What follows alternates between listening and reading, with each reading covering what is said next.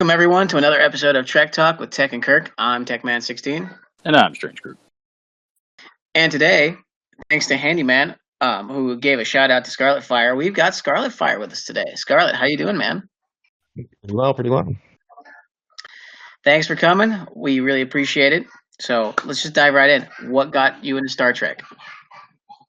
I started watching Star Trek when I was a kid. I think even before I was really conscious of it being on, my mom was a sociologist and was fascinated with Star Trek. So I started watching reruns. I was born in '74. I'll totally date myself. I was watching reruns when I was 2 and 3 years old. Watching reruns of the original series. Saw the motion picture, the first one, in the theater. Saw Wrath of Khan in the theater. Those things just stuck with me. How was it seeing the original motion picture with that? It's completely wasteful, but that shot of the Enterprise after it came back from, like a 10, 12-year hiatus. It was awesome. I mean, there were parts of it that were just amazing. Like, I was pumped, and I didn't really mind so much that that movie dragged in lots of places where it was just so slow. And I didn't mind because it was the Enterprise, and it was Kirk, and it was Spock, and I mean, we can go into that a little bit later, but there are a lot of those characteristics of some of those characters that I emulated later on in life, and I think they're kind of formative. So Star Trek had a more profound impact on yourself? Yeah, I would say so. I mean, like Leonard Nimoy, right? Spock was huge for me. Spock was a big part of who I was growing up. I was an only child. I was bright, I'd like to think. People told me I was bright. And so I was always fascinated by how everything was just logic based. It ended up leading me into my career and how I looked at the world. Just how much logic played into everything. Things that are right or wrong, even ethics, became logical to me in some ways. That really helped you shape the way you are today and how you play, the Star Trek game that we play? Yeah, absolutely. Yeah. It's just, it's all a logic game, right? Whether or not I'll do this or that all depends on whether or not it's logically worth my time doing. All right. So I would assume then that the original series would be your favorite series, or did you like the others? I love the others too. When Next Generation came out, it was huge. I was pumped. I watched everything every Saturday afternoon in syndication when it came out. Like, it was an event every weekend. The cliffhangers from season 3 to season 4 with Best of Both Worlds, part 1 and part 2. It was 3 months of tinterhooks. Like, what's going to happen? What's going to happen to Picard, right? Did they get him or not? When Riker says fire, what's going to happen? I was fascinated by it, and I loved a lot of those characters. I watched all of Deep Space Nine. I watched all of Voyager. I've rewatched them all multiple times. I never really got into Enterprise. Really? You didn't like Enterprise? I think I never gave it a chance. I think I got through the first half of the first season and then said, no, I can't get into it again. Have you tried again, or you still? I haven't tried recently, and I really should. I'm rewatching Discovery right now. You're rewatching Discovery and not watching Enterprise. I know, yeah. Well, yeah. My personal opinion aside, how do you like New Trek? New Trek, meaning yeah, anything 2009 onward. I dug the Chris Pine Quinto reboots of the J.J. Abrams movies. I dug those because it was new and it it had a lot. I mean, it had the flavor of the original series, right? And the big part about the original series and the movies from the original series, and like my favorite characters from any of these is not necessarily. I mean, a lot of it is about what their characters are. But when you're watching something, it's the acting and it's the chemistry between them that I find compelling. And lens flares. Like I can't watch Deanna Troi. Like she's boring, right? But That's accurate. That's accurate. right, I can't watch Troy episodes. They're boring. I can't watch Crusher. I mean, there are a couple Crusher episodes that are worth watching, but they're just not good actors, and there's no chemistry between them. Oh, you didn't like the one where she screws a space ghost? No, the Screen Space Ghost. That was the Sub Rosa was the name of that one, right? Yeah, that was painful. Beyond painful, but no, it is the acting that gets me. I mean, at one point in my life, I wanted to be an actor. I wanted to be a lot of different things. I wanted to be a musician. I fell into computing and computers when I was very young. But I digress. I want to interject a little bit because you mentioned actor and musician. You know, when I watched The Next Generation for the very first time, through the whole series throughout, I noticed a lot of concerts and a lot of acting in plays. Prospero, and then they had the concert with I believe it was Keiko O'Brien and Data and whatnot, and so I was always fascinated by, oh my God, these people are scientific explorers of space and new worlds and new civilizations, and yet they have time to be well-rounded individuals in the arts. And then it hit me when I got older. I'm like, oh, they're actors. That's what they know. That's their element. Yeah, they can. Well, also they're artists, right? They're artists, and Yes. they're also faking it in a lot of ways, right? Yeah. But there's a lot of music in a lot of those Next Generation episodes. I mean, like, the thing that crushes me, like the great episodes, are like the Inner Light with Picard, where he goes to Resica or whatever after the probe hits him, and he lives his entire life and learns how to play the flute, and then they find the flute in the probe, and it becomes his connection to this other life or this entire civilization that doesn't exist anymore. Music is really, it's fascinating to me. It's always been fascinating because it's a universal language. It is. Yeah. All you have to do is have ears to be able to understand or appreciate music in any way, shape, or form. And it's also, I mean, to totally digress, it's one of the most fascinating parts of physics to me, that sound is a wave that vibrates through the atmosphere that our bodies are attuned to pick up, or in not even just orally with an AU, but physically, right? If you get a big thump in bass, like, you're going to feel it. Right, through the hair follicles on your skin. Yeah, exactly. It's going to shake your booty. Anyway, I completely digress, but it's it's fascinating to me, right? Sure. I have a question on the newer Trek. Do you have you the best way to ask this? Let me ask you this: have you read any of the Trek, like literature, books, comic books, anything like that? No, I've never dove into any of that. Okay, all right. I've read my fair share of science fiction, but I've never read adaptations or continuations of anything. The only reason I ask is I'm going back right now, and I would recommend anybody listening to this, if you're interested, there's actually sets of comic books that they came out with, I believe, prior to the movie's release, and they're called Star Trek Countdown.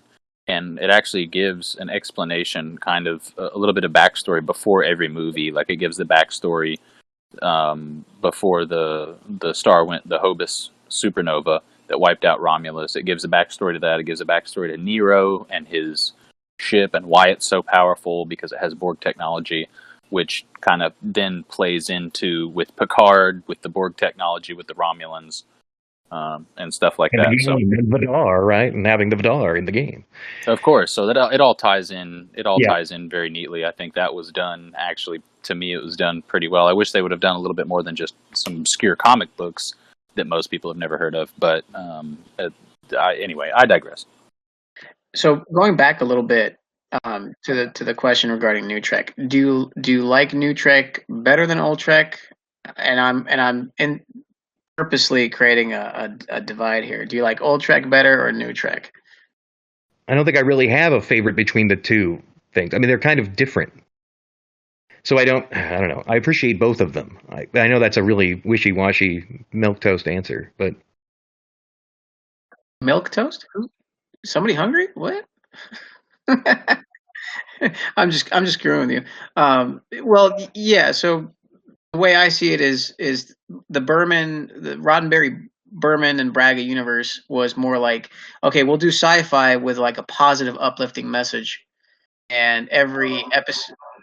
ethics about it, and there were morality plays versus Yes. fun, right? Versus New Trek, which is action and lens flares and action and CGI and explosions. Well, they did do some morality things, such as Into Darkness, which is one of my favorites, which obviously is not a lot of other people's favorites. But when Kirk was just going to freaking just blow Khan up, but Spock was like, "No, that's not the right way to do it. We have these laws. This person needs to stand trial. This is not the way we do things. We're not just going to go around, clapping people. We got to do the right thing." So I feel like they touched that.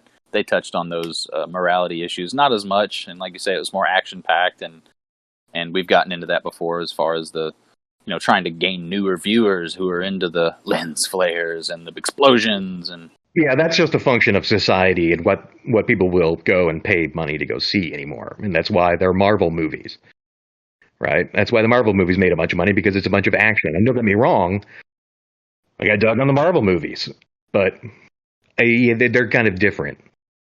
Yeah, they don't really probe my mind. Like, I'm not really spending time thinking about Jayla and the Swarm, right? And how, I mean, there's not a lot of allegory there for, or maybe there is, that I haven't really spent any time thinking about, because I think it is kind of lost in the action. Yeah. Right? Maybe there is an allegory there about something. I don't know what it would be. There is a lost allegory of how a human transformed into a Jem'Hadar over a couple hundred years. Yeah, right? I guess there's that. Right? Or, well, I guess it's military versus exploration, right? Is how that third movie, they had some character progression, such as Kirk getting burned out and applying for the Admiralty, and then Spock had his kind of issue, and so they played into that a little bit. But as far as, like you say, the original series was really the best way that I explain. If I were to explain it to someone who had never watched Star Trek, I would tell people that it was almost like an equality sci-fi. Yeah, it's social commentary. So at the time, that was what was going on, and Gene Roddenberry was obviously a visionary, and he saw a place where everybody was equal and everybody had an equal opportunity to the same resources as everyone else, and so that was kind of what was going on. And then with New Trek, obviously there are still some social issues that we deal with to this day, but it seems like for the most part, they just kind of tried to shift more toward entertainment, and the dilemmas were character dilemmas, not like you say, social commentary. Yeah, absolutely. Yeah, I mean, the more interesting sci-fi in the current era are things like Ex Machina, right, where it's artificial intelligence versus humanity. Right? And that's got a lot of probing kind of questions and things to think about. It's a contemporary for things like, Into Darkness and beyond. It's far more fascinating. Or Primer is a fascinating sci-fi film. Of the three newest Star Trek films that they've released, Star Trek Into Darkness, and Star Trek Beyond, which of those three is your favorite out of those three? Into Darkness easily. Cumberbatch is a great actor. He really is.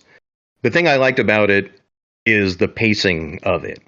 I'm one of those people who like listens to the score, and I mean, not I don't listen to the score separately, but the score is a big part of film because I wanted to be a musician at one point. I find it fascinating. The scenes with the girl who's sick and Khan comes to the father and says, "I can cure her," and there's that piano that's going in the background. It's just this perfect counterpoint to what's going on screen. The score was done brilliantly. Yeah, the score just matches the thing perfectly.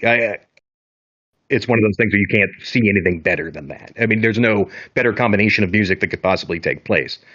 So with Khan, how do you feel? You said, I mean, Benedict Cumberbatch, he is a great actor. How do you feel? Because there's been the term's been thrown around, whitewashed and things like that. But all that aside, how do you think he did as far as a job, staying true to Khan and his passionate personality and you know, everything's very, these grandiose terms for everything. And how do you feel like he did? I think he did a great job. I mean, he was always superior to everyone else, and that was the point of Khan in the first place, right? He's eugenics and genetic manipulation has created a set of supermen and super beings, and he's just, and that was the original Khan, right? Oh yeah, and it was exactly the same to me. I mean, there was no question that he was superior than everyone else on that ship. I did like the fact that it seemed like somebody did their homework in the final fight scene with Spock. And, you know, a friend of mine who's a casual Star Trek viewer, he said something about, well, you know, how is it that Spock's able to hurt Khan and Khan is tearing everybody else apart? And I said, well, if you'll remember back, and you'll know that Vulcans are like 2 to 3 times stronger than humans. So as far as a physical fist fight match, he's a lot more evenly matched than any human's going to be. Absolutely. I mean, that 3 times is referenced in Deep Space Nine, right? When of all things, the baseball episode where they play the holodeck baseball game against the Vulcan crew, and they go back and talk about how Sisko challenged the Vulcan to a wrestling match, and he shouldn't have because the Vulcan was 3 times as strong as he was. Right. So, not to mention, I think it was mentioned in the Mirror Universe many times. Yeah, absolutely. That Vulcans are stronger. Yeah, and it was a great fist fight, except for the big, silly upper punch at the end. Which kind of cracked me up. Just the big glass jaw uppercut knockout punch. It just right. It was an obvious movie moment more than anything else. What was the neck pinch ever used on Khan? I don't remember in the movie. Yeah, it's the big uppercut. He pulls Khan up by the collar and gives him the giant uppercut to the jaw. You were saying the neck pinch? Yeah. I mean, was the neck pinch ever... It did, and it was, and if you'll remember, he's behind Khan, and he does the neck pinch, and it hurts the shit out of Khan, but Khan's able to overcome it because, you know, whatever, genetic manipulation. But he did try the neck pinch on him, and of course, it didn't. It worked, but it didn't have the desired effect. It's ineffective. I need to rewatch it just so I remember all the details, not because I liked it. Fair enough. Anyways, let's switch gears a little bit. How did you get into Star Trek Fleet Command? Like a lot of other people, I was looking for something to play on my phone. No way! Why do people do such a thing? I know, right? I wanted a game that I could play on my phone because I used to be a PC gamer and a console gamer, and I don't really dig on those anymore so much. And I was like, I'm going to find something casually that I can play. Little did I know that it would be a rabbit hole that I would go down. So did you actively search for Star Trek in the game section? I absolutely did. I went to the Google Play. I play on an Android, and I was like, Google Play Store, Star Trek. Or I think I just did Star, and it showed up along with Timelines, which I installed and then played for 5 minutes and said, nope, that's not me. I need something that's a little bit more interesting, a little bit more than that. Okay. Too boring for you, I assume. Not necessarily boring. It was just it's the animation style or the graphic style. I've been around computers and computing so long that I like dumb terminals and mainframes and cheesy graphics, but I don't like cell shaded animation or Fisher Price style of animation. That's what it looks like to me. Fisher It's a personal Price. right. I don't like that kind of animation. I don't like that kind of aesthetic. It kind of bugs me. And I don't mind that other people like it. That's fine. So, so is the animation that turned you away, not necessarily the gameplay? Yeah, I mean, it was more the graphics and whatever. I was just like, yeah, no, I can't spend time looking at this. Yeah, my wife plays it for the simple fact that it is definitely a lot more casual than Yeah. SDFC. Yeah, it definitely feels that way. I mean, I literally only played it for like maybe 15, 20 minutes total, and I barely remember anything about it other than put together some crew, and then my ship goes up against somebody else's ship. That was about it. All right. So when you started playing Fleet Command, how did you start out with? What was the server like? Um, who did you get along with? What alliances did you start? I started in right. I started like a lot of people, just level 1 through level 13, 14, kind of solo, like getting thrown into an alliance or just joining someone at random and then kind of seeing who's there and who's active. I started up an alliance with a couple of people who seemed to be the most active in that one when I was like level 12 or something. Grabbed a couple people who seemed to be actually being participating in alliance chat occasionally. And I got to the point where I was like, okay, now I think I've got a handle on what's going on when it got to level 14, where it's like, okay, now things are opening up and the game's starting. Everything else was training wheels up to this point. And I got up to about, I don't know, 20 or so and said, I need to get into something different. I didn't necessarily want to go figure out who the biggest, baddest, best players were and all of that. But I mean, at the time, like things like leaderboards were, it felt like they were more open and they weren't as bracketed, right? You could kind of tell. Like I remember seeing people like Andy in. I guess I mean he was still only in the 30s, so maybe it was bracketed. When I was in my 22, 23, and I saw him, and he was consistently winning my bracket, and I was like, huh, that's interesting. Where's this guy at? And he was in Rogue, and I reached out to Handy specifically and said, hey, I want to learn more and figure out what it means to be in a more active alliance and see what's going on. You joined Rogue when Handy was Admiral? Yeah, I joined Rogue before Handy was Admiral, and then Handy became Admiral while I was there. Oh, okay. All right. Yeah, and we played together from like August or September of last year through December. It was about 3-4 months we were both in Rogue, and I was catching up to him, right? And I was making progressive strides at a faster rate than others because I was spending some cash. At what point did you kind of realize and then kind of get sucked down the rabbit hole of like a lot of us have with buying packs? About what point in the game? In that 30, like 32, 33 range.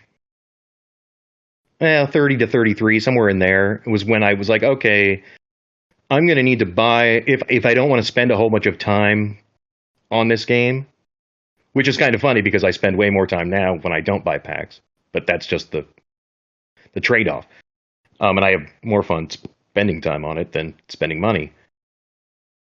Yeah, in that 30, 33 range where it's like, okay, I want to progress a little bit more and get a better ship or whatever.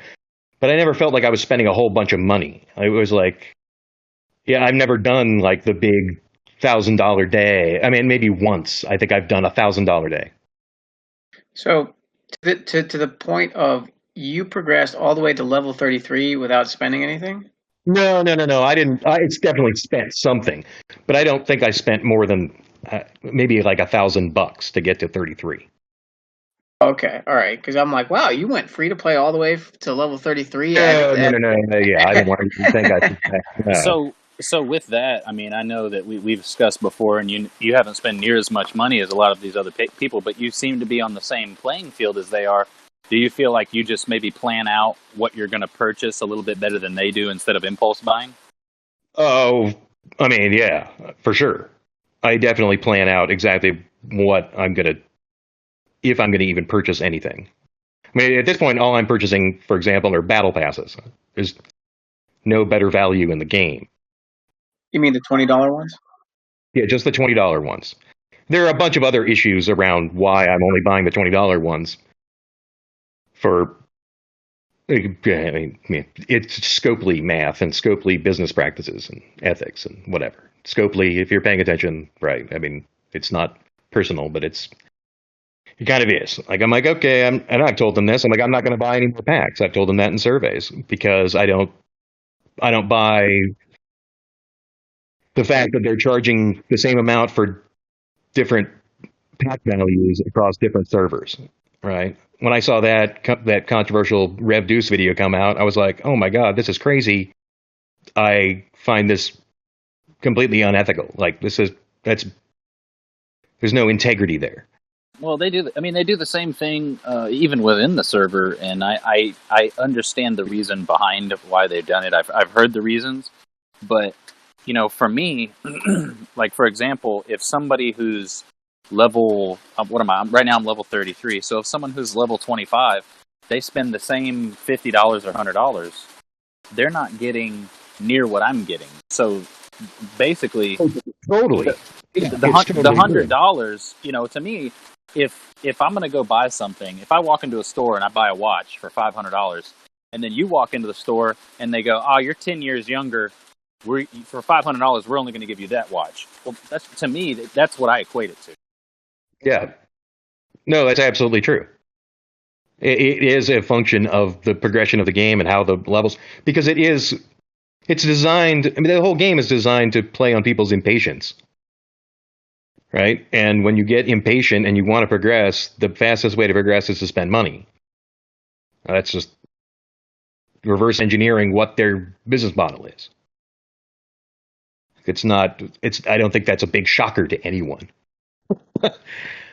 If you want to progress faster, you're going to have to spend money. And then as you progress faster, or as you spend more money and you get to those other levels, they just want to make it, it's like, oh, now you're going to get even more for your dollar. So you probably should spend more. Oh, it's absolutely a business model.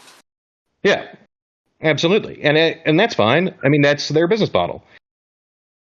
At some point, because you're level 41 now. Yep. We interviewed Handy. He's 45. Key is 47 now. Inko is 50. At what point do you feel? Well, maybe not you specifically, and I want to get into that. But at what point do you feel that once players reach a high enough level, you have to pay to like move? 39, 40. I think you can grind your way to 39.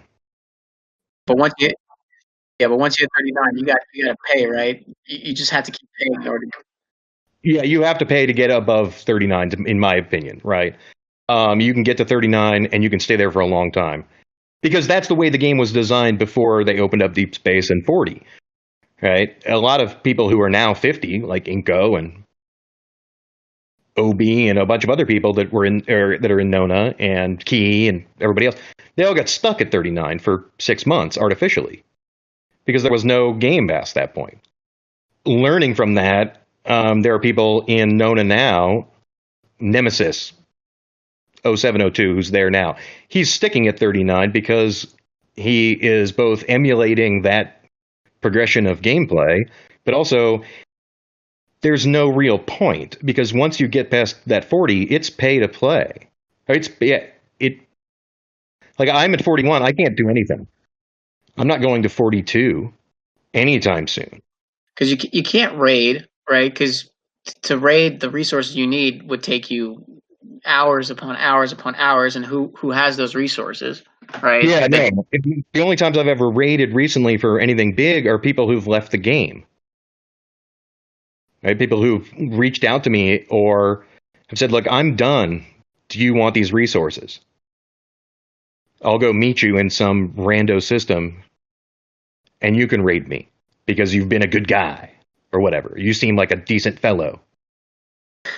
I All don't right. want to go to anybody. But that kind of stuff. Like Spiral Parker is a player in Cube. I found his base in Deep Space and sent him a message and was like, your base is unshielded and you've got 3.5 billion tritanium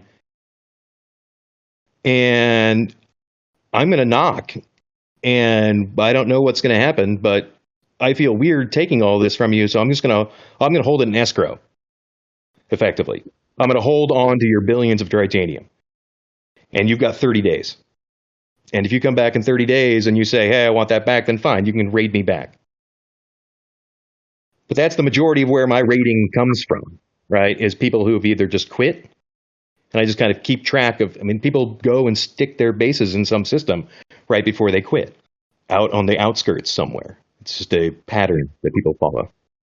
So you mentioned you touched upon something that I want to get into is that your good guy reputation. Yeah. And I've heard from other people how you're kind of you were in Nona. I'm assuming you came with Handy to Nona. Is that fair to say? Yeah, actually, I mean, just set the record straight, and I don't think Handy's really gonna, I'm not really setting the record straight. I was in Rogue with Handy, and there got to be a point where I was like, if I'm going to spend money, I want to get return on my investment, right? And I wrote up a whole big thing in the Rogue Discord saying, hey, I'm gone. It's not personal against Rogue. It's like, if I'm going to spend money, I want the Alliance rewards. So basically, for lack of better terminology, you kind of outgrew Rogue. Yeah, I mean, at some level, yeah, I felt like I did. It was like, okay, I can't keep, because it's funny, I'm a grinder first and a spender second. I don't mind grinding out events and being a top 5 contributor in Alliance contributions for a particular event, on hostile grinding or mining or whatever it is, if I know that we're going to place and we're going to win, which is what made Nona so fascinating and so appealing to me. All right. So okay, makes sense. So that it's a purely business decision. I want my return on investment if I'm spending money, and I want the stuff for it. So now you're in Nona, and you've gotten this good guy reputation. First of all, how did you get it, and why did almost everybody come to you for advice? Besides not rating people, of course. Yeah, there are a few players in the game that I started noticing. I would go through the top 100 and look at their stats, to be perfectly honest. I'd be like, okay, who's killed the most hostiles? That person obviously has spent time in this game. Crash'em was up there at the time. Urbanator was up there. I was like, oh, I'm going to figure out what these guys are doing at some level. Crash'em's been around forever and was, on early servers long before I was ever playing. So he had a better sense and clued me into some things about like these particular, if you're going to grind something, these two systems, although they look the same and the ships look the same, when you go into the system and scan them, there's actually differences. The damage they do, the hull health they have. And then when Crash'em said that to me, I was like, oh, okay, there's a lot more going on here than I ever thought. There's a lot of data to be had about which systems to go grind in and which systems you can go find, get the best faction rep for. And I wasn't really grinding. I mean, I didn't faction grind anything until January of this year. I was consort with Fed and negative 2 million with Rom and Klingon in January, and then the Pike crew came out, and I was like, wait a minute, I can go kill a whole bunch of stuff and start getting faction credits, and I went kind of hermit. I was like, okay, I'm going to lock Fed, and then I'm going to keep locking stuff. And it was about the things that I didn't have to pay for. Like I started looking at the faction store and said, okay, I can get officers and officer recruits by I can get more of those packs available to me with faction credits if I start locking these factions. And I continued doing that over and over and over and over again. I mean, there's a lot of just diligence and time spent going to various systems and saying, okay, this is the best return on my hull at this particular moment for this ship. And I'll repeat that for like 4 or 5 or 6 days or a week or whatever it is, however long before I do the next upgrade of my ship. You know, one more weapon and the gun changes, and now it's time to jump in again. Or it's time to go test some other new system. So it's that combination of like testing all of these different systems. It just kind of all stuck in my head in a lot of ways. And I would make little notes and I would write things down. And I would also go and pull up, like there was a big spreadsheet on that was shared on LCARs about all the different systems and the hostile types that were in them. And I took that and then started adding columns to it, which was like damage per round of this particular survey. Like what, if they're level 34, 35, and 36 surveys here, what's the damage per round on a 34? What's the damage per round on a 35? And what's their hull health? There's definitely a lot of strategy going into it. One of the things that I always, whenever someone asks me, what should I do? You know, people that are in the lower 20s that maybe started a little late here, or they moved from a different server. I've gotten a lot of questions, especially when I was in my old crew. I had a guy, I actually talked to him about 30 minutes, and he's like, what should I do with the factions? And I said, for me, I'm of the opinion you should have your first faction locked by the time you're at level 30. You should have your second one locked by the time you're level 32, and your third one should be locked at level 34, if not right before. Yeah, no, I mean, when I got to Nona and I started locking factions in January, I mean, I did all 3 in 6 weeks when the Pike crew came out. Yeah. I was like, okay, I'm just going to crush it and lock all 3 because it just started opening things up. I'm like, oh, okay, I don't have to do it. I don't have to send another ship to deal with a tail to go mine here. And then I've got officer recruit 1, 2, 3, and 4 in the faction store. Then I started working on, right, how much do I get in respected rep events every day, and how many faction or credits do I get every day for doing dailies? Well, and the beauty of it is, for example, where I'm at, I'm respected with everyone, but I'm a little bit higher with the Romulans. But at that point, I can do all 3 of the daily resource events and get 200 credits, and they cancel each other out. So it doesn't damage anybody's reputation. Oh, yeah, absolutely. Yeah, and that's the thing when I got to Nona and people kept coming to me, I was like, okay, that's all I would preach. This is faction lock, faction lock, faction lock. And the people who, at the time when we were level 28 and up, there would be people who would faction lock all 3 at 30. I'm incredibly impressed. Like, I didn't faction lock all 3 until I was level 35, 36. It is a heck of a grind. It's a lot easier to faction lock feds because of the Taiga core system out in Klingon space. Absolutely. And that was the thing when I first started. I mean, it just brings me back to that other thing. The person who turned me on to Taigoker is Herb. Or the person who confirmed it all for me is Urbanator. The hated Urbanator. Yeah, but I don't really have a problem with Urbanator overall. I get some of his point, not about Inko, but just about the way that he wants to play respectfully. Right? He wants some level of respect. There's some of the things, and I've talked to him about it, that I don't agree with, which is that the game evolves and people are going to get hit OPL in new spaces, right? Like Warp 40 and above, it used to be you couldn't hit OPL there. And I thought that was BS and started hitting there a little bit. And then it became Warp 50 and above. And I had the conversation with him a few times. Like, well, the game is going to evolve and more players are going to be able to get there, and you can't keep them all from hitting OPL in these places because of agreements that former people had, right? People, when I got to Warp 40, I never signed on to some agreement that I wouldn't hit OPL space. No, there have plenty of times when I go out to the Warp 53 systems or whatever, and I'll search the ships, and I mean I can end up filling a 60,000-70,000 cargo bay on a warship with OPL, and that's a day's worth. That's a day or two's worth of dailies right there. I mean, that's great. Yeah, no. Coming back a little bit, how did you get the good guy reputation? So you took Scopely's spreadsheet, you started adding your own columns, And so you started compiling your own data and started sharing it with the Alliance so that it would help them level quicker than others? And that's part of it. And also just people would ask questions in Alliance chat. And they'd say, hey, where's a good system to grind for a Romulan? Faction credit or faction rep. And I would answer that question like, here, well, what are your ships? And it would be like a consultation. There would be times with certain players in Nona that I would do ride-alongs. I'd be like, okay, where are you going? Let's go see what you have. And I'll spend time with my ship and go to the same system as you, and I'll watch your hull health go down and determine whether or not this is the right system for you based on that. It became this kind of consultation. So how much did you charge for it? Was it $99.99?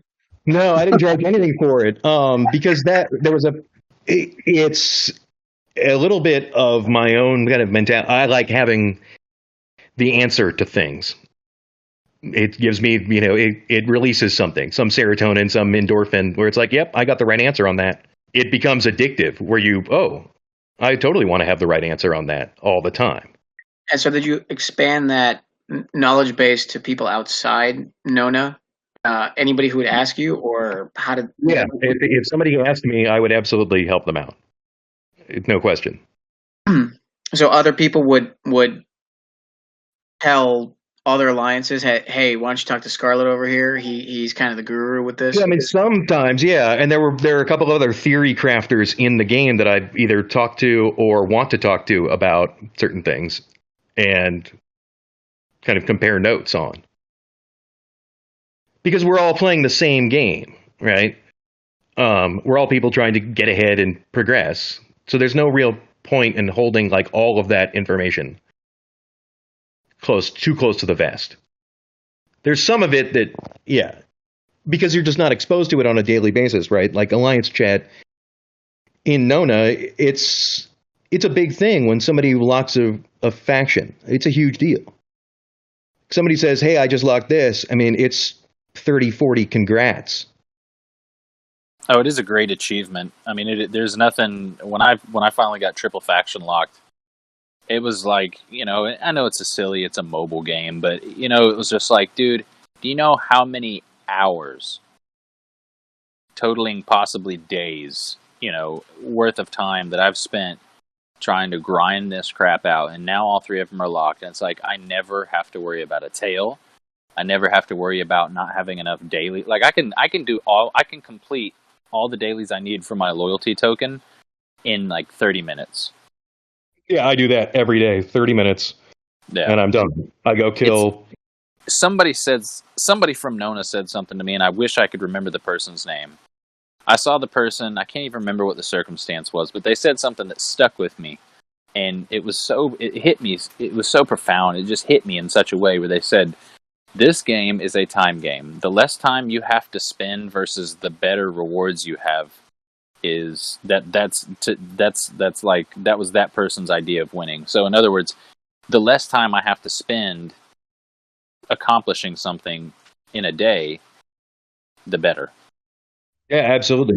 I would totally agree with that. I looked at that and they said it's a time investment game.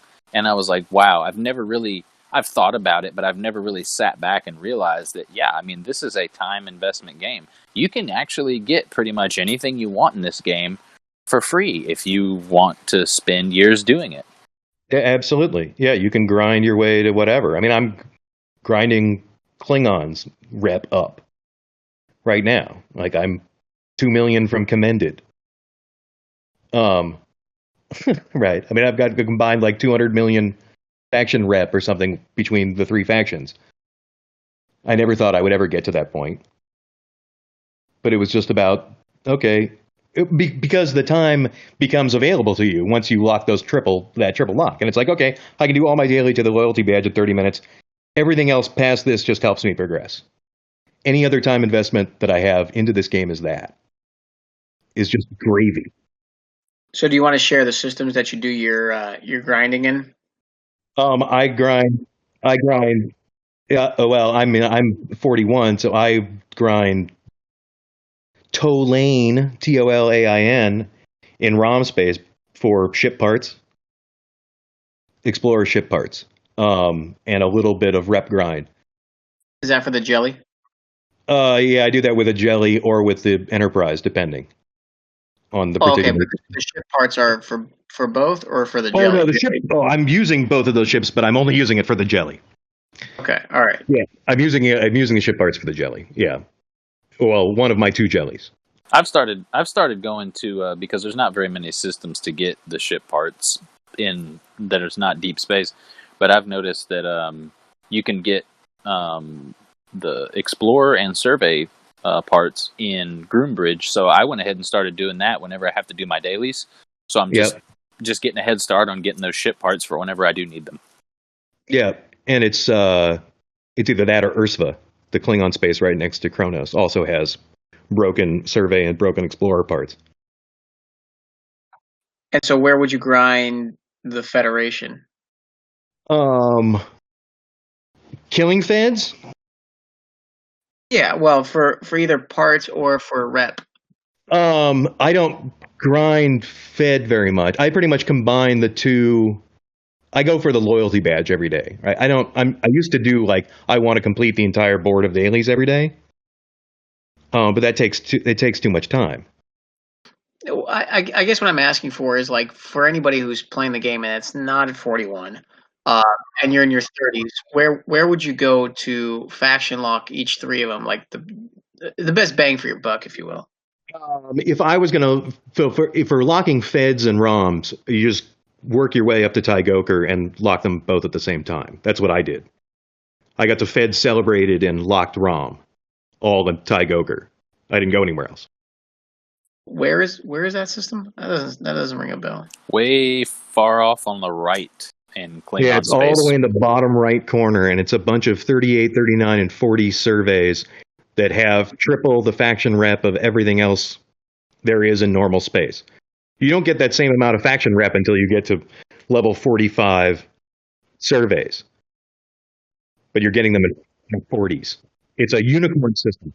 The best I've been able to come up with as far as feds in regular space, not deep space, was Lakeside. Gotcha. Yeah, I never really ground for fans. He's screaming at me saying also use Fed or ROM ships depending on what faction you need to get the most points. Yeah, that is a very big thing. Like one of the reasons I grind for Klingon rep right now. I relocate to Raula, which is a level 40 system, and it's got a mix of different ships. And I'll run 3 ships simultaneously, and I'll put Pike crew on one on an auger, kill surveys and explorers with that. Put a decent Gorkon or a Yuki crew on the D4, kill battleships with that with combat triangle, and then put a morale crew on the Enterprise and kill the like lower level 39 surveys, and just roll through them all and click to the point where it's like I can get about 700k Klingon rep an hour doing that. Make sure you have Chen locked. I will say that is the game changer. I think at this point I've gotten to where during faction hunt I never had Chen locked, and somebody told me that you got to have her locked to make her good. I was like, she's not going to be all that great. Being maxed? As soon as I maxed her out, I can now whenever I do faction hunt, I can kill level 39 and 40 interceptors, or explorers, and I can do all 3 factions and not have to repair my ship once. It's a game changer. Yeah, it's a total game changer. I mean, I used to do that, but I don't do that as much anymore. I'm the guy who sends 2 or 3 ships into the same system and does the whole faction at once. Yeah, since I don't have Chen locked, I do have Talon locked, but I have to be very creative with the crews that I have to use in order to do my dailies and my faction hunts, since I'm waiting to get bigger, better ships. So, like, somebody's asking why Talon is better. Sorry. What's up? I'm getting distracted by the podcast chat. Somebody was asking why Talon, right? And it's like, here's the answer. Like I was talking about earlier. It's like, I've got the answer. Why? Swarms and interceptors. Yeah, totally. Well, or battleships. It's whoever has the more kinetic weapons. Yeah, because explorers and battleships, Chen's better, and then Talon is better for swarms and interceptors, and then a certain was like a certain Romulan battleship somewhere out in space. Yeah, Shalon is better against battleships in Klingon space. Is it Klingon space or Romulan space? Klingon space. You go to Gaihan where the scouts are, the bigger scouts, and then you sit there and grind battleships, and occasionally a scout will show up. But you can't do it with Chen because you'll die much sooner.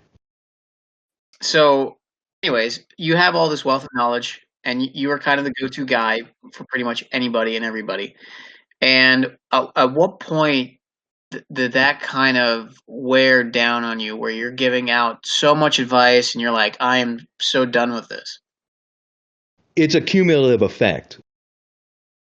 And it's not, I don't blame anybody for wanting to, ask me questions. I don't. And there are other people there who have taken up the mantle of it. In Nona. In Nona, and I felt comfortable enough to the point, I didn't even say this, but I definitely feel comfortable enough that I could walk away and there would be somebody there to answer those questions.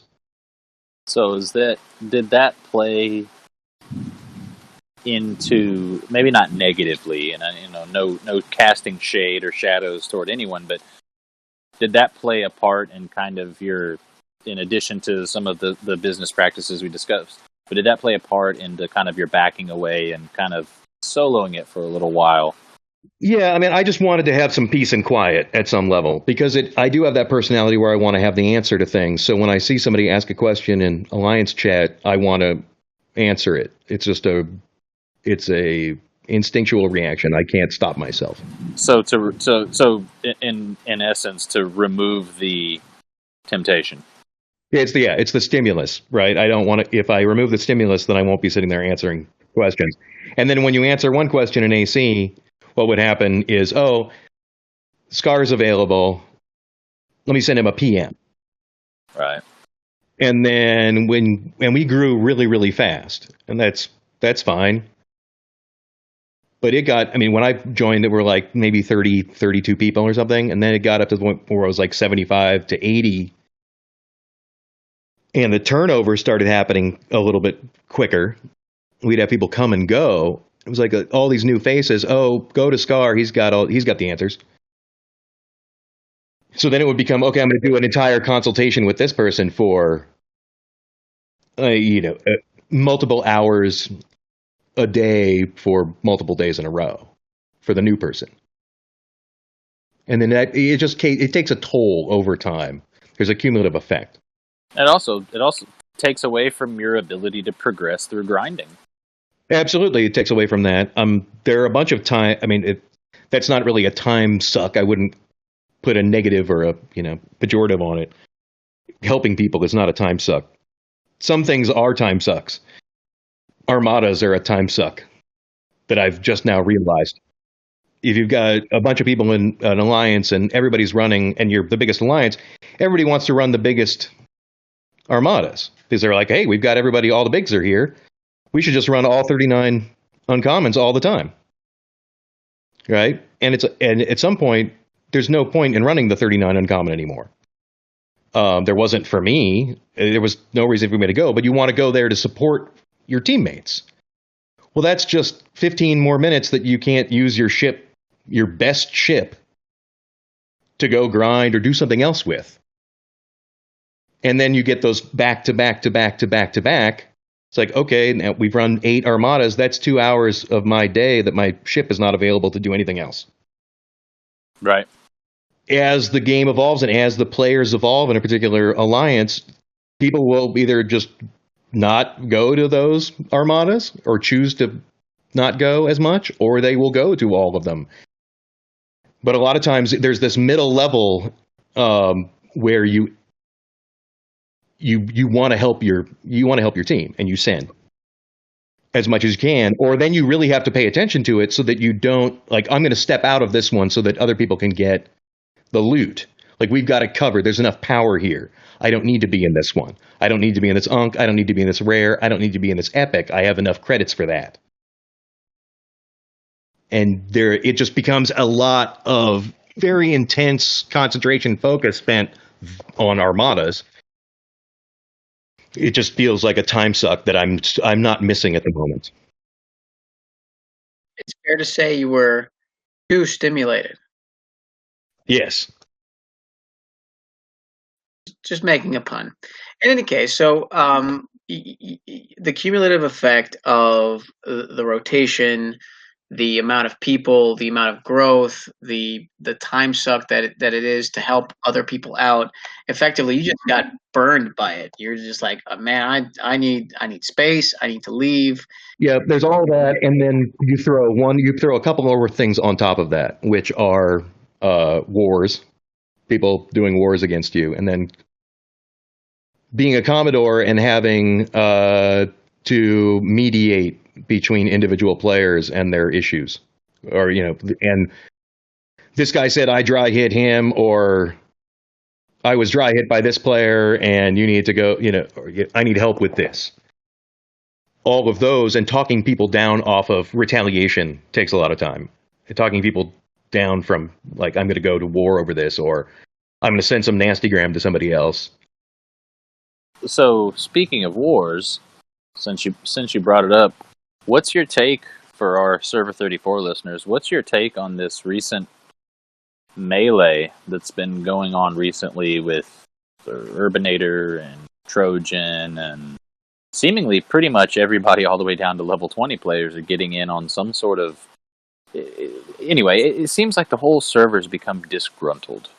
Yeah, I think it's a combination of a bunch of different factors. One of them is just the evolution of the game, where players are at, the number of players who are getting... I saw somebody in GC earlier today say, yep, you're getting to the point where there are a bunch of players who are in their high 30s and early 40s who are going to either quit or just get bored, and they're going to do something else. Or they want to change it up. Right? They want to change up their style of play. They want to do something else. I think there's a lot of that goes on. I think people are... There is a certain point where there's just diminishing returns, and there's nothing else to do. Right. The game isn't really built for players that are above 40. There's not a lot.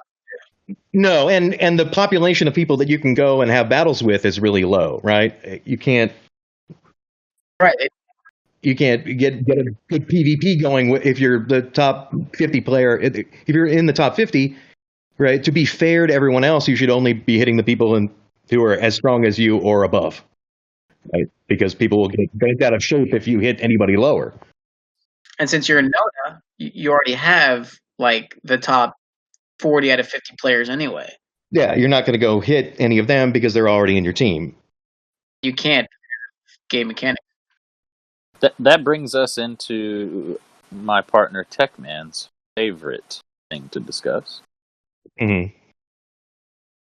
Are we? ROE. ROE.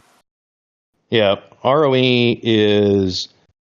Like, I was on the Server 34 Discord today talking about ROE and whether or not these token systems for Eclipse space should be protected or not. I don't think they should. I think it's kind of silly to have them be protected because they're available. I think those are grindable systems that you can get a token for every single day, and there's a finite amount of nodes in there anyway. And basically, a single person could lock up a node for days straight, or an alliance, if they wanted to, could lock up a whole system or all three systems for days at a time if they really wanted to. Scar, man. What about what people in this game live for? And that's Lat Rush Mondays. How could you... Lat Rush Monday is the biggest scam there is in this game, right? It's the single worst rewards of any Alliance regular event. Right? The Alliance credits are the lowest amount of any weekly event. There's no real point. The only reason to do it is for pride, right? Is winning. Oh, I got the number one thing. We're number one, right? It's why when the data event started coming out, I mean, I skipped Augment when I first started. I was like, I don't really want to spend a lot of time on Augment because I don't see the value. I didn't see the value at the time. When the first data event ever showed up, My botany bay was like tier 1 or 2, and I didn't even participate. I was like, no, this seems like a waste of time. And then as they kept showing up, I started pushing. I was like, I think we should. Discretion is the better part of valor. We should just pull out of these entirely. Like, it's just not worth the headache and time, because we would spend 24 hours a day for 3 days straight handing off nodes in Yarda and just burning people out and getting really touchy with each other and building up internal salt about who was, oh, you didn't hold on to that node long enough or whatever it was. It was just a burnout situation, and the rewards were garbage. Still are garbage. They still are garbage, right? Yeah. Clarify. Still are garbage. Almost all the mining event rewards are pretty much garbage. The only good thing to come out of the augment store, in my opinion, is the dadgum con crew for raiding. Yeah, but that's why. Yeah. So I got the 3 or 5 con shards or whatever when you get to ally augment. And then that's it. I got all the other 1,600 getting con through transporter patterns. Well, doesn't Swarm Sunday, or I don't know if they changed it. Swarm Sunday used to give you con and Mara shards, right? Con there, but I wouldn't be buying con shards in a faction store. Like I wasn't going to con shards and the augment store to get those, and I didn't really.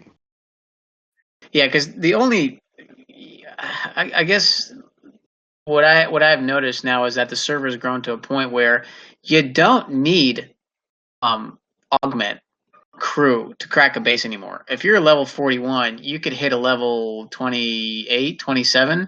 You could put a augment, or you could put a mining crew on your battleship, and it'll still crack the entire base, regardless of the ships in it. So it makes no sense. Now, Khan is the only character that's actually worth anything because his critical is cumulative, and so if you have a long battle, then it's like crit every hit.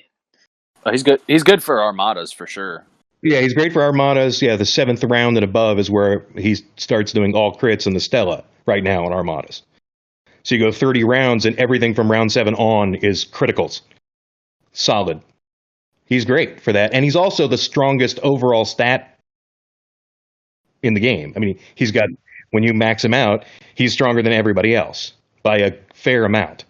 Oh, he is. Yeah, he is definitely a good officer, and the only reason I've been able to upgrade him is because I had mined like 20 million data. I have enough data for like 8 months, so why not use it? Yep. Yeah, no, all my data only showed up in these data mining events. Coming back to ROE a little bit, we did a show on server 34 ROE, and we talked about more cons than more pros. The current server ROE, if you will. If I were to give you a broad brush, because you've kind of seen it all, kind of done it all, you have a lot more data than most other people that play the game, what would be kind of your ROE rules? Oh, it would come all the way down to the most simplistic Rev Do style, no loot, don't shoot. That's basically my whole thing at this point. If you've got loot, I might shoot, and I don't think you should get bent out of shape if I take your loot. And I think that doesn't apply to me; it applies to everybody. I think people should play that way. So here's my follow up to that is during events. Should ROE change during events? Let me give you an example, right? A level 30 mining Latinum with a Devore is not mining Latinum. No, they're mining for points. Well, they're not. They're just. It's a placeholder. What I mean is a level 30. Sorry, not a Devore. I'm sorry. With an Envoy.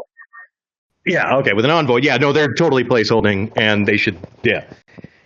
I don't necessarily think they should be knocked all off, but you do see 3 and 4 of the same player with 2 Envoys and 2 Horizons on 4 nodes in a single lat system. And you're like, well, that's silly. like you're holding up other people's ability. And I understand that there's some of that where you're preventing other people from scoring points or something, but then you're preventing them from scoring points in the single worst weekly event there is. So yeah, we have a saying for that in the South. It's called holding up a nickel with a dollar. yeah, I mean the analogy that I had when it was all about botany bays and whether or not they should be on 3-star was the analogy was you go to the supermarket, you load up your cart with a whole bunch of ice cream, and you go to the checkout counter, and the person in front of you who's bought a thing of toilet paper, let's say, and that's all they've got. They proceed to break out a checkbook and write a check for 7 hours. And they waste all that time, and all of your ice cream is sitting there melting, and you can't get anything done. You've now lost all your ability to do that for that day, because time is one of the big factors in this game. Right. And it's one that doesn't get talked about a lot. Mining rates are mining rates per hour. And there's only 24 hours in a daily, and events only last so long. So time obviously is a factor in everything that you do inside the game. So why not take that into consideration in ROE? So in that case, for example, it would be like no loot, don't shoot. In the case of an event, use the proper ship or GTFO. Yeah, I mean but then you get into the whole thing about I do get the fact that there are free-to-play players who don't have a Devore, right? And they don't have a Devore yet. But at the same time, why are they mining Latinum? Yeah, you're not going to get a lot out of mining Latinum with an Envoy or a Horizon, right? You're going to get maybe 1,000 an hour or 1,100 an hour maximum with a maxed out Horizon. Show me a maxed out Horizon that can get 1,100 an hour Latinum. Jeez. You gotta go out to the farther systems. Yeah, and then you got to put 10 of 10 on it and Scotty and go to a Warp 40 system. But if you're doing it for points, here's the thing. I have just personally... You're not going to get enough points anyway. Well, yeah, but I've personally completed Latinum Rush Monday just mining Par Steel. Yeah, so have I, yeah. So I don't understand the fixation with everybody sitting on a Latinum node with an Envoy. It's going to be a lot quicker for you to go mine literally anything else. It becomes premium blend lat. It's called Lat Rush, so we've got to obviously go mine lat. And it's like for a long time, everybody was like, oh, I'm going to go to Yarda and mine Yarda because it's got some kind of premium blend, better data than the system that's right next to it that has the exact same rate and a little bit smaller node. Or maybe it's a little bit less of a time, But there are only 3 nodes in Yarda, and it creates all this PvP place, and everybody gets all bent out of shape when you get hit. So why not just eliminate that from your entire game day and go one system less, it takes you less time to get to, and get the same data. It takes you a little bit more time. And nobody ever hits anybody, right? Scopely kind of, sort of, let's just say they hand-wave fixed the whole data thing. But what about... I actually like the way data's set up now. I like the small nodes and the fast runs, but that's me.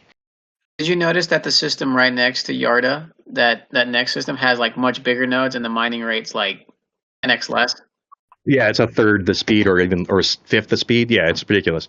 Ilmatar, it's a mix of nodes. Yeah, right.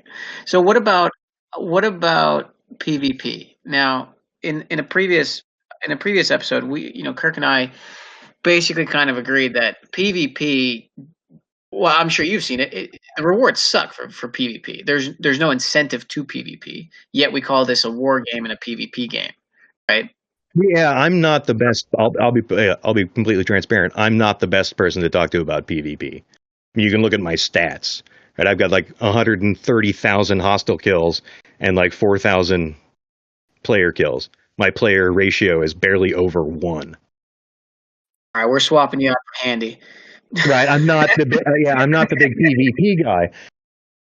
But I think that's part of that's just the way that I play. It's not that I don't want to, or I just don't find myself in the situation a lot where that comes up. Where I'm like, oh, I got to. That's part of the issue, right? You don't need to be a PvP player in a PvP game to advance in Star Trek Fleet Command. No, absolutely you don't. Yeah, built around farming nodes and hostiles and And hostile bases, drone. Yeah. Mhm. you know, but I think a lot of people, and Kirk goes around swinging his dick around all the time, trying to pick fights. Hey. Uh, it was very respectfully, by the way. Yeah. He only inserts it just a tip, and then he leaves.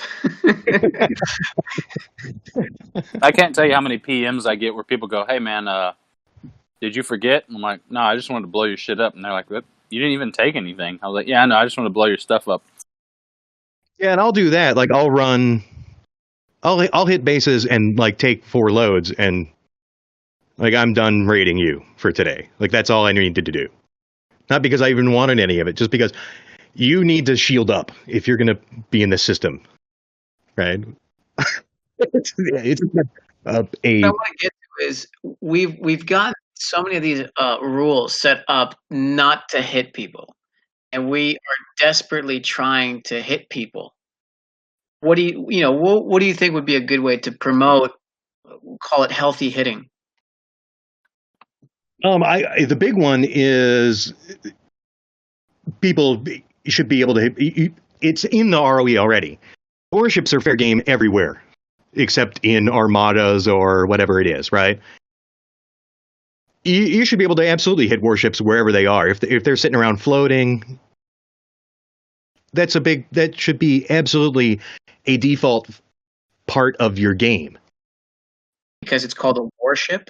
Yeah, exactly, right. It's a battleship. I mean, I'm not going to go around and hit a bunch of level 27 people because I can. That's a dick move, right? At some level, right? There are no dick moves. It's called PvP. Exactly. There are no dick moves. I would say, yeah, absolutely go hit those people wherever they are. Hit in swarm space. I don't care.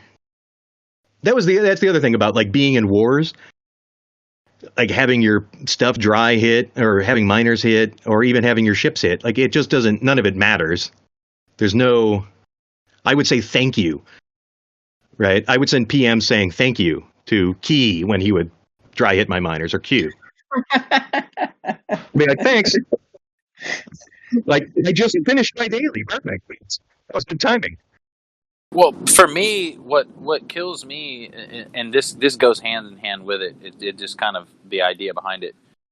So way too many people are way too emotionally invested in this game, and they equate you raiding their base to like the same as if I kicked in their front door when they weren't home and took their TV, and they really react and they freak out and they their blood pressure goes up and they start cursing and they're cursing you and I hope you die, and it happens all the time. And those of you listening, you know exactly who you are. Don't act brand new. And it's amazing that when I get raided and cleaned out, I'll send somebody a PM. It hasn't happened to me in 8 months, but my shield discipline's pretty good. But I would send them PMs and go, "Hey man, you got some good stuff," and they'll be like, "Yeah, I wish you had more dilithium. That's what I really need." Yeah. Yeah, no, I mean, I've definitely had people who I've rated for, 10, 12 million dilithium who've sent me the nastiest PMs there are. When I was in my mid 30s and I'd raid somebody who had 10 million dilithium who was a 32 or a 31, and they'd be like, "That's real money, you son of a bitch," or with much harsher words than that.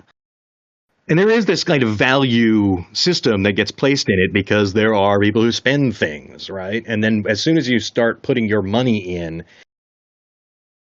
it's skin in the game, right? You've got skin in the game, you have some investment in it, but it's a game. It's like poker. You put your money in, you might lose. And you have to be okay with the fact that you might lose it. Because you're playing against other people. It's not just an investment game. We're not playing how to invest here. What about these token spaces? Everybody makes a big deal about not hitting in Borg space. Don't hit in the Borg lat area. Don't hit in these token areas. I'm of the opinion that PvP should be everywhere. It shouldn't be restricted to certain Yeah, I'm coming around. I'm coming around on the Borg space lat thing. I think that actually probably should be a PvP zone. I definitely think the Eclipse one should be a PvP zone. The Borg lat space, the only reason why it wasn't is because it's a lottery. Right? Getting the raw Latinum antique or whatever it is to then refine that to have a fancy cell to get into one of those places. It's exclusive. What people do with that is annoying, which is send a Horizon or a faction miner and sit on it for 6 days. Well, because they're doing it for Lat Rush Mondays because that's what they live for in this game. Exactly, and I think that's a complete waste of. It's a complete waste of their time and everyone else's time. It's inconsiderate to everyone else's time, right? Because no one else can mine those resources quickly or just be done with it. Right? If you go in, and that's the thing about mining in general. As you progress throughout the game and you have the envoy and then you get some officers, you get to Pring and you get your protected, and as you move up and progress, the protected amount that you've got on your ships correlates pretty closely to the amount that you need for dailies. And you don't really need to mine much more than dailies. You can mine a little bit more, and you're still going to end up stockpiling a lot. More than you're ever going to refine. Your level, you don't even need to mine. I mean, how much do you have stocked up? I mean, I don't really mine. I've been working through my stockpile. I only mine ore 3-star for daily ROM credits because it's the one that I live in normal space. I don't move to deep space all that often. I don't have large faction miners. That's one of the ways that I have saved money. I don't want to spend all that crystal to get a warp 70 whatever, warp 60 faction miner. I get perfectly good speeds with a T5 or T6. I don't need to go T7 and above. Because I also don't mine to stockpile lots and lots and lots. There are people who mine and have 8, 9, 10 million 3-star raw, and they'll do max refine every time, which is pointless because you don't get any better return on that. No, it's not. The best bang for your buck is to get the prime ones and then just do the 12Ks. Yep, and then just middle option, the 12K over and over again. And so when you're doing dailies, you're getting, at respected, it's 25K per 3-star. So that's 2 refines worth, and you might get a little bit more, but my protected is like 33K. So I'll go to some system, I'll get on a 25,000 node, I'll find a 0, I'll hit it, I'll mine it to 25,000, and I'm done for the day. I hit my dailies. I get the other 4,000 of the other 2, right, of crystal and gas for getting that daily done without mining it. So that gets me closer. It just continues building up the stockpile. I don't mine 4-star except for points on Lat Rush.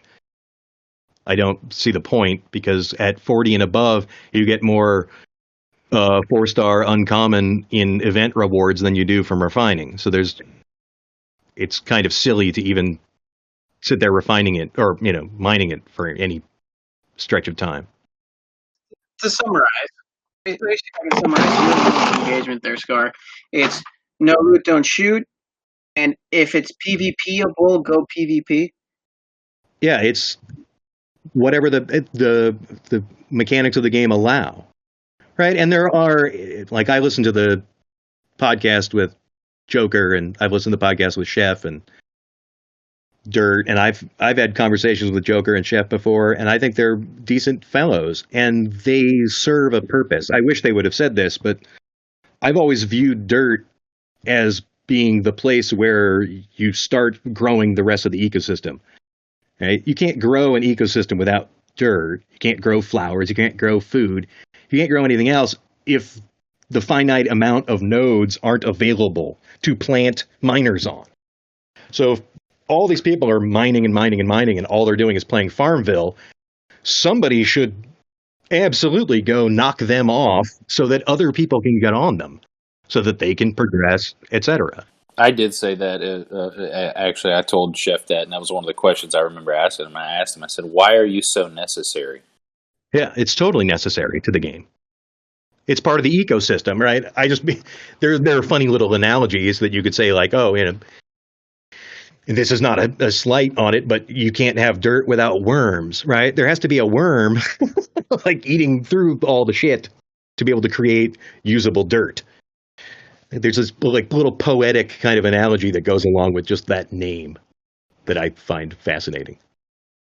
No, but it works well in this case because if everybody's taking up resources, you want somebody to go and mow through so that other people can have a chance to utilize those same resources. The server needs a bad guy. Yeah, the server needs a villain at some level because otherwise it's just happy unicorn all day long. And you need a heel, right? It's like you need the villain. And going all the way back to the beginning of the podcast, actors love playing villains because villains have the juiciest roles. There's no better role to play than a great villain. So you have to have those people, and you have to have them around. It's just part of the deal. There's no point in getting like all bent out of shape about it. I mean, I definitely took part in the whole like let's slam on Joker and Chef's base day, right? Where the 9 alliances all got together and smashed on his base. And I did that even knowing they were on, even though that's against our own, known as own personal ROE, which is try not to hit people when you know they're online. Right? But I came at it instead of like I came at it from I've got more resources to use, and I'm going to use up some of your resources for you to repair and use your speed ups. Right? I don't know. But it's not like I'm going to get all bent out of shape about it. So switching gears a little bit, you're now Admiral of Cohen? Is that how you pronounce it? Cohen? Yeah. And that was your kind of solo alliance. Now you got Fun Nuggets on board. Yeah. What's your goal with that alliance? It is a meditation retreat, is basically what it is. That's the little joke that I have with Fun Nuggets, where there's no drama, there's nothing going on. It's just nice and quiet. It's a silent meditation retreat area. So basically, all the other alliances that have gone corporate, and you want your own little oasis, you go to Cohen. Pretty much.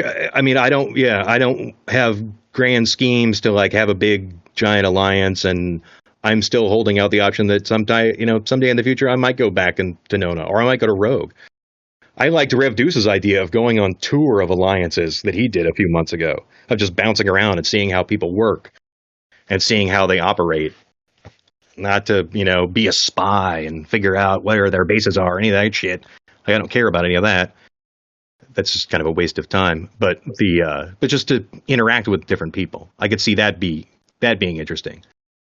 But right now, it's so nice to just do my dailies, do the little things that I need to do, because I'm not going to drop I could go to right now. I can get my shipyard up to 41, right? But I need 25 or 30,000 4-star common crystal. I could go spend $300 and buy 3 interceptor 4-star packs to get the amount of crystal that I would need, but I don't even have a 4-star interceptor, so I'm spending $300 for one particular mat type. It'll take me 4 months to refine that amount using going and mining it, just to get one base module done. It's just not. I've reached the point of diminishing returns in this 40 plus economy, where there's no real. It's not that there's no challenge. There's just nothing motivating me to really devote a lot of time and energy to it. So why not just go be quiet in a little corner? Is kind of how I'm looking at it. Right? And it's only been a couple of weeks. It's been less than 2 weeks that I've been out of there, and the first week it was just all solo. It's like, okay, I can go try out some things that I haven't tried out before. I'm going to spend a day hitting the 49 Romulan transports in Romulus with my jelly and see how many blueprints I can get and what my rep looks like after I do that. Or I'm going to see what armadas I can run solo and see what can I get out of that. Using the Stella, more in that way. I find that's one of the only thing that's it's keeping me interested in the game is just the new mechanics around the Outlaw, Research Arc, and the Stella ship. Like that's interesting. The rest of it is just throw money at it in order to progress. Is basically where I'm at. So, yeah. That's why I went to that koan, kind of. It's called a tree falls because a koan is a Zen Buddhist thing saying, if a tree falls in the forest, is anybody there? And nobody's there. Does it make a sound? Or what's the sound of one hand playing? Since we are talking about names, one of the biggest questions I've asked is where your username comes from. How did you come up with that? I'm a Deadhead. I'm a big fan of the Grateful Dead. One of their classic combinations and one of the big things about the Grateful Dead is improvisational music. Right? They have a repertoire of songs. They have a huge catalog of songs that they play live, and they were always known for playing live. But one of their great combinations was two songs together at the beginning of the second set, which was Scarlet Begonia's Into Fire on the Mountain. And it became shortened on cassette tapes that were traded in the 80s and then DAT tapes in the 90s to Scarlet greater than sign Fire. You can't put a greater sign into your name in the game. So then I just said, I'm just going to make it ScarletFire. It sounds interesting. I mean, it's got a warship kind of, I'm going to blow up your ship and fire in, bright red fire kind of connotation to it. It definitely gets me a lot of questions about what gender I am. I get a lot of people who think I'm a female, which I think is amusing. And I don't necessarily correct them right away. If you are, then that's a lot of testosterone you're taking. Yeah, I've got a ton of testosterone. I find it amusing. I can't tell you how many times people have sent me a PM being like when I first left Nona, and it was Crucible of War, and I'm going to go hit a whole bunch of 49s. And they're like, you're just crushing it. You go, girl. I'm like, that's thanks. Thanks, but I'm not a girl. But that's cool. I appreciate the sentiment. Did you respond with a peace sign? I know, I don't respond with peace sign. I usually still respond with the Vulcan live long and prosper emoji a lot of the time. But yeah, no, I'm a deadhead. I mean, I grew up in Oregon. Yeah, I'm definitely a little bit of a hippie. Which plays into my whole, I don't get a lot involved in wars and PvP because, I don't know. Against your nature. It's not, yeah. I don't find myself gravitating towards it. All right? I don't have a problem with it. I don't have a problem with anybody blowing up each other's ships. And it can be fun. There's also defending. That's another reason why I kind of split off. I got really tired of burning reload tokens to defend people who don't have good shield discipline. And when you have that many people in an alliance, just the numbers are going to, eventually people are going to start dropping their shields. You got 80 people in the alliance, people are going to get unshielded, and when you're the top alliance, everybody's targeting you because you're getting all the alliance rewards, so you've got all the RSS. So when your shields are down, that's who they're targeting. Right? That's why Dark is so good. I mean, it almost feels, I don't think they are targeting Nona, and if they are, they should be. That's a smart thing to do. Because Nona has the RSS, because they win the Alliance events. Yeah, and I mean, they're the only people to ever raid me. And I did the exact same thing. I was like, okay, that was cool. What did you use to crack it, and how much did it take to crack it? Right? And they got 1 billion out of me in January. And I haven't been rated since. Who rated you? Nash and Zero Fox, I think, and Kemosoff. Of course. Yeah. Right. the classics. Right. And I dig those guys. I talk to Zero Fox a lot. I talk to a lot of people on the game that there's nobody on my block list. I don't have anybody blocked. So everybody's available to me and they can talk, and I have been chatting people up for a long time.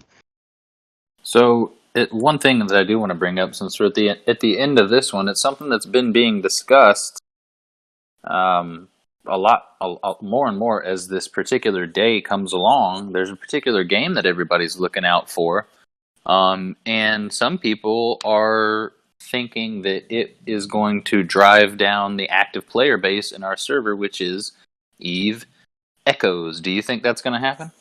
I do. I mean, I'm definitely looking forward to Eve Echoes. It's 5 days from now, not that anybody's counting. I mean, from when this gets released, it will, from the time this is recording, 5 days from now, it will be released. And yes, I pre-registered, and it's another rabbit hole. I like the fact that it's subscription-based at some level. So there's, you can buy packs, but you're probably going to progress pretty well just spending $20 a month.